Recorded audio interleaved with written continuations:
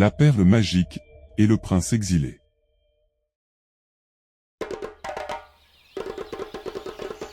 Dans le royaume Balin, au pays Bamileke, existait une perle magique légendaire dotée de pouvoirs extraordinaires. Cette perle, connue sous le nom de Ngonji, était gardée dans le palais royal et symbolisait la prospérité et la protection du royaume. Elle avait été offerte par les esprits ancestraux et était l'objet de vénération et de jalousie.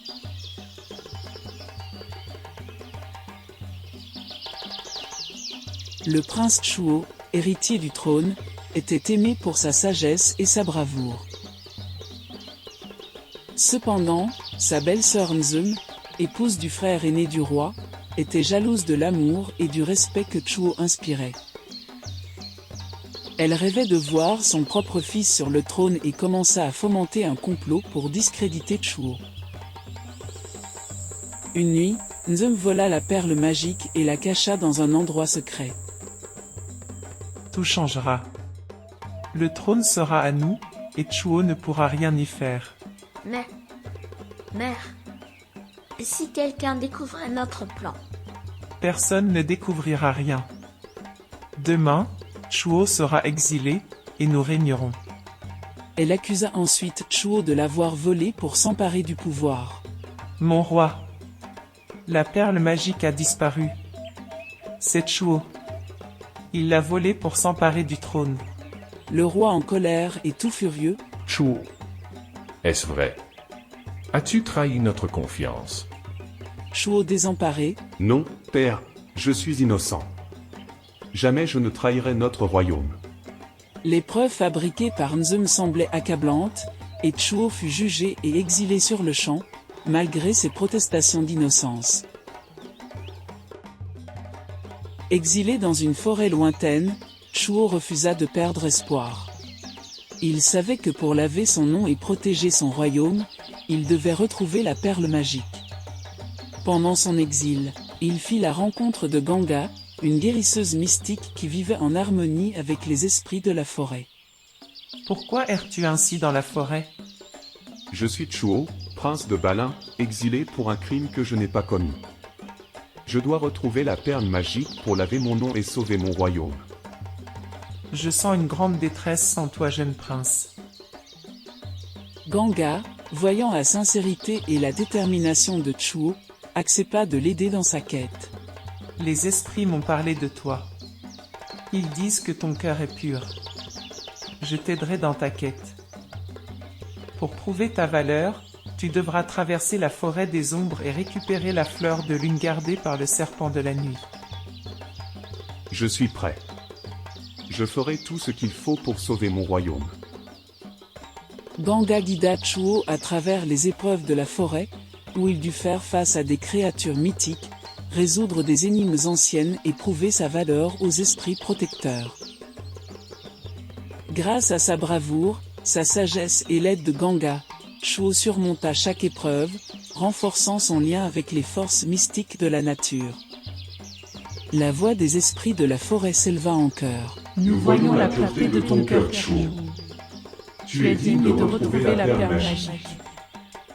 Avec la bénédiction des esprits, Chuo retrouva la perle et se prépara à retourner dans son royaume.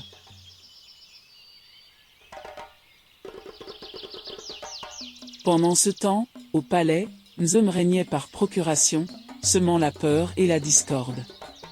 Mais la nature ne pouvait ignorer les injustices perpétrées.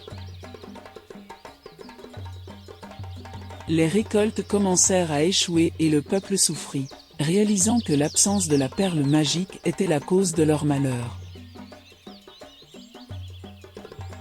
Après avoir récupéré la perle cachée avec l'aide des esprits, Chuo retourna au royaume. Avec Ganga à ses côtés, il dévoila la vérité sur la trahison de Nzum, révélant les preuves irréfutables de son innocence. Père, j'ai retrouvé la perle magique. Voici les preuves de mon innocence. C'est Nzum qui a volé la perle et m'a accusé à tort pour me mettre en difficulté à tes yeux. Les esprits de la forêt ont témoigné en sa faveur. Chuo est innocent. Nzum, démasqué et humilié, fut jugé par le roi et le conseil des sages. Nzum. Tu as trahi ta famille et ton royaume. Sans pitié, tu seras exilé pour tes crimes. Je suis désolé mon roi. J'ai été aveuglé par l'ambition. Nzum en pleurs implora le pardon du roi et des notables sous le regard triste de son fils mais peine perdue. Elle fut condamnée à l'exil, et son fils, innocent de la trahison de sa mère, fut épargné et élevé pour apprendre la valeur de la justice et de la vérité. Chuo, réhabilité, fut accueilli en héros et la perle magique fut restaurée à sa place sacrée, apportant de nouveau prospérité et paix au royaume. Chuo, reconnaissant envers Ganga et les esprits, devint un roi sage et juste. Merci, Ganga. Sans toi et les esprits, je n'aurais jamais pu sauver mon royaume. Règne avec justice et sagesse, Chuo. Les esprits veilleront toujours sur toi. Sous son règne, le royaume prospéra comme jamais auparavant. La légende de Chuo et de la perle magique fut racontée de génération en génération, enseignant l'importance de la vérité, de la justice et de la bravoure. Ce conte célèbre la quête de vérité, le triomphe de la justice et la force du caractère, montrant que même face à la trahison et à l'injustice, la vérité et la détermination peuvent restaurer l'honneur et apporter la paix à un royaume.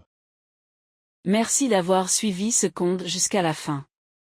Likez, partagez, commentez, et surtout abonnez-vous à cette chaîne. Cochez la cloche de notification pour être informé des prochaines vidéos. On est ensemble.